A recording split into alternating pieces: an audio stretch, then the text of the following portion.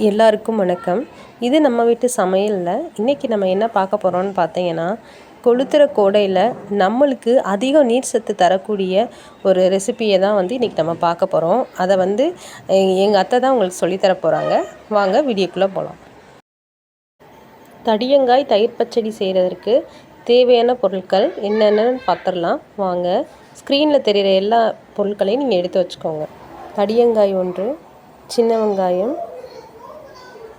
பூண்டு, தேங்காய், மிளகாய், சீரகம், தயிர், தேங்காய் எண்ணெய், கடலைப்பருப்பு, கருவேப்பிலை, மல்லி, உப்பு, கடுகுளுந்தம் பருப்பு.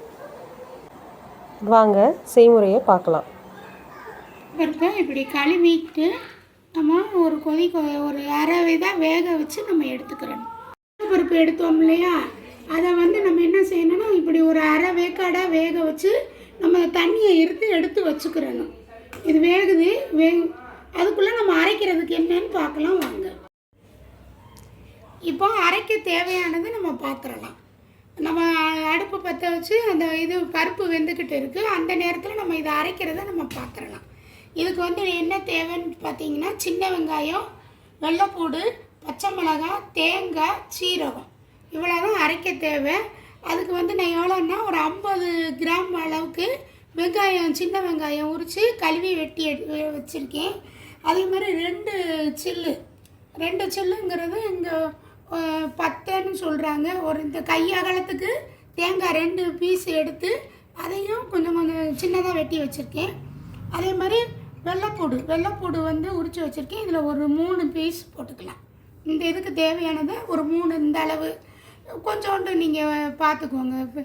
கொஞ்சம் பொடி பல்லாக இருந்தால் ஒரு 5 பல்லு மாதிரி வச்சுக்கோங்க. நான் காரத்துக்கு தக்கன பச்சை மிளகாய், உங்கள் காரத்துக்கு தக்கன பச்சை மிளகாய் எடுத்துக்கோங்க. கொஞ்சம் சீரகம், இவ்வளோதான் தேவை. முதல்ல தேங்காய் போட்டுடலாம்.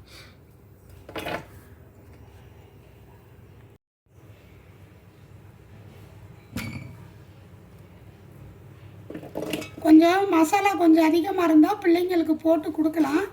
அதுக்காக சின்ன வெங்காயம், அப்புறம் பூண்டு இது பெரிய பல்லாக இருக்கிறதுனால 3 போடுறேன். பச்சை மிளகாய் பிள்ளைங்க குறைக்கும்னு சொல்லுங்கிறதுக்காக காரத்துக்கு தக்கன நான் போட்டிருக்கேன். இதில் ஒரு 6 மிளகாய் போல் போட்டிருக்கேன். அடுத்து பார்த்திங்கன்னா சீரகம் ஒரு டீஸ்பூன் அளவுக்கு சீரகம், அவ்வளவுதான். இதை பூராமே நைஸாகவே அரைக்கக்கூடாது, குறைன்னு அரைச்சிக்கிறேன். இங்கே பாருங்கள், இப்படி குறைன்னு எடுத்து வச்சுக்கிறேன். தண்ணி ஊற்ற வேண்டாம், எதுவும் வேண்டாம், அதுலேயே இருக்கும் வெங்காயத்துலேயே. நம்ம 2-3 தடவை இப்படி மாற்றி திருக்கினாலும் இந்த அளவு கரைஞ்சிக்கிறோம். இந்த மாதிரி தான் அரைக்கணும். இதில் ஒரு அரை இது இருக்கிற வரையும், ஒரு அரை வேக்காடாக இருக்கையிலேயே நம்ம இந்த தண்ணியை கீழே ஊற்றிட்டு இதோட தடியங்காய் சேர்த்து வேக வைக்கணும். நம்ம தண்ணியை இருக்க தான் போகிறோம். அதனால் இதில் காயம் இதெல்லாம் இப்போயே போட்டுறக்கூடாது. காயம் ஒரு வாசத்துக்கு போடுறது தான். இது நம்ம குழம்பு சாம்பாருக்கெல்லாம் பருப்பு வேக வைக்கும் போது காயம் போடுவோம். இதில் போட்டுறக்கூடாது. எதனாலன்னா நம்ம இந்த தண்ணியை இருக்க போகிறோம். அது குழம்புக்கு நம்ம அதை பருப்பு தண்ணி சேர்ந்து ஊற்றிடுவோம். அதனால் அதை போட்டோம். இப்போ இதுக்கு தேவையில்லை. எடுத்துட்டு அதோட தடியங்காவை பொடிசாக கட் பண்ணிவிட்டு கழுவி வச்சுருக்கேன். அதை இதோட போடணும். அது வேகும் போது அந்த பருப்பு ஒன்று போல் வெந்து வந்துடும். அது பருப்பு குழையக்கூடாது. அதனால் ஒரு வேக லேட் ஆகுங்கிறதுனால அதை கொஞ்சம் முன்னக்கூட்டி நம்ம வேக வச்சுருக்கோம். தடியங்காயில் தண்ணி இருக்கும், அதனால் ரொம்ப அதிகமாக ஊற்ற தேவையில்லை, லேசாக தொளிச்சா போதும்.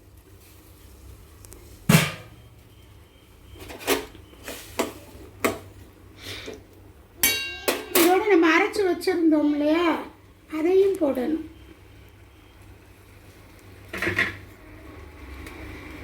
இந்த பச்சை ஸ்மெல்லாம் போகணும். அதுக்காக இதையும் நம்ம இப்போவே போட்டுடணும்.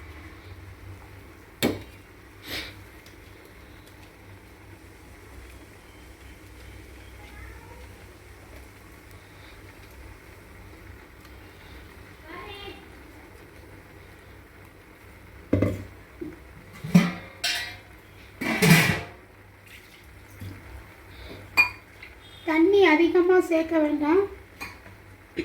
லைட்டாக இந்த ஜாரை கழுவி விட்டுறது தான் போதும்.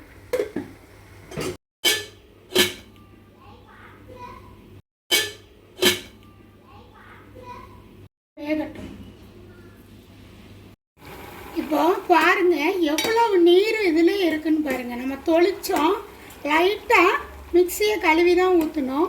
பாருங்க எவ்வளவு தண்ணி இருக்குன்னு பாருங்க. அப்போது இந்த வெயில் காலத்தில் இப்படி நீர்ச்சத்து காய்களாக நம்ம பிள்ளைகளுக்கு வச்சு கொடுத்தோம்னா அதுங்க வந்து தண்ணியை சரியாக குடிக்க மாட்டாதுங்க. அப்போ அப்படி பிள்ளைகளுக்கெல்லாம் நம்ம பிள்ளைகளுக்கு இதே மாதிரி நீர்ச்சத்து உள்ள காய்கள்லாம் சாப்பாட்டுக்கு நம்ம செஞ்சு கொடுத்தாலாம் அவங்களுக்குன்னு ஸ்பெஷலாக நம்ம இதுக்குன்னு மெனக்கிட செய்கிறதில்ல. சமைக்கிறத இந்த மாதிரி நம்ம சமைச்சு கொடுத்தோம்னா பிள்ளைகளுக்கு ஆரோக்கியமாக இருக்கும். பாருங்கள் எவ்வளோ நீர் இருக்குதுன்னு பாருங்கள். நம்ம பாருங்கள் இது இந்த இப்போ பருப்பு மட்டும் நம்ம நசுக்கி பார்த்துட்டு வெந்துருச்சு அப்படின்னா நம்ம இறக்கிடலாம். இன்னும் கொஞ்சம் வேகணும். அந்த தண்ணி இருக்கிறதுக்கும் இந்த பருப்பு வேகிறதுக்கும் கொஞ்சம் கரெக்டாக இருக்கும். இல்லை இன்னொன்று ஒரு ஐடியா உங்களுக்கு சொல்கிறேன். ஏற்கனவே நீங்கள் பருப்பை வேக வச்சு கூட எடுத்து வச்சுக்கிட்டு இந்த பச்சை வாடை இந்த காயில் போன பிறகு நம்ம இறக்கையில் கூட இந்த பருப்பு போட்டுக்கலாம். அதை மாதிரியும் பண்ணிக்கிடலாம். உங்களுக்கு இப்படியும் பண்ணலாம், அப்படியும் பண்ணலாம். எண்ணெய் வந்து தேங்காய் எண்ணெய் தேவையான அளவு, தாளிக்கிறதுக்கு தேவையான அளவு ஊற்றிக்கோங்க.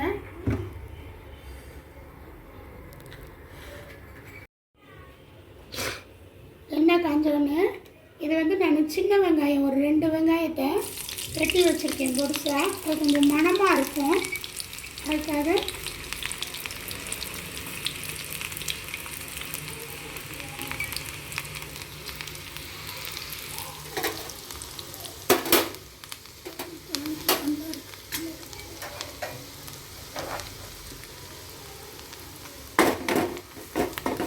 இது கொஞ்சம் லைட்டாக கருகிற வரையும் ஒரு வாசனை கொடுக்கும்.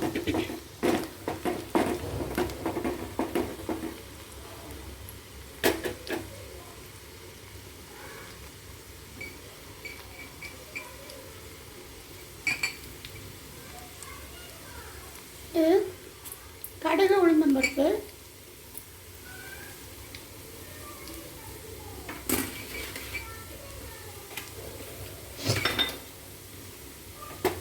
இந்த வெங்காயம் வதங்கின உடனேயே இந்த கடுகு வெடிக்க ஆரம்பிச்சிடும்.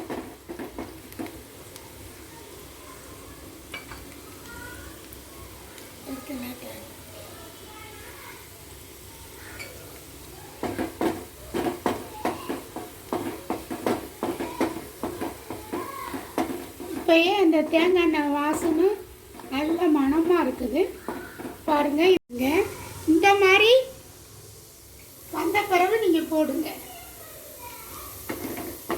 கொஞ்சம் மணமாக இருக்கும். இப்போ கடுகு போட்டிங்கன்னா சட சட சடன்னு வெடிச்சிடும். கடுகு வெடிக்குது பாருங்கள்.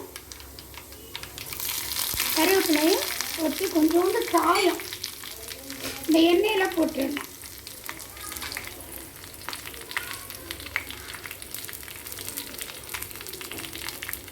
அடுப்பு அமர்த்திட்டு கொஞ்சோண்டு காயும் ஒரு வாசனைக்கு இந்த எண்ணெய்க்குள்ளே போட்டு அவ்வளோதான்.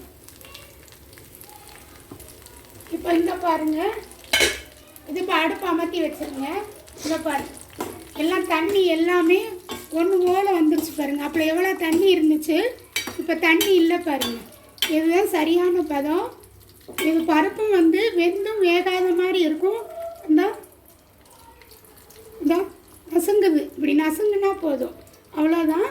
இதில் என்ன செய்ய போகிறோம், இப்போ இந்த அடுப்பையும் அமர்த்திடலாம். அமர்த்திட்டு தாளித்து தயிர், இப்போ தயிர் ஊற்றணும்.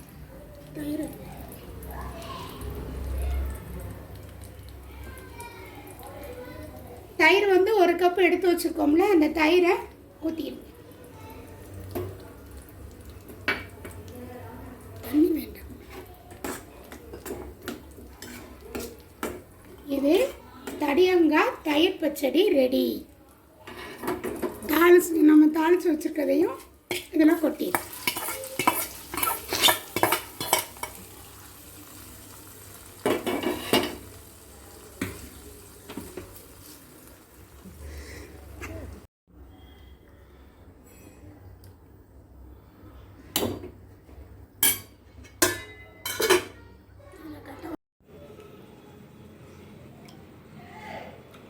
சூப்பராக இருக்குது.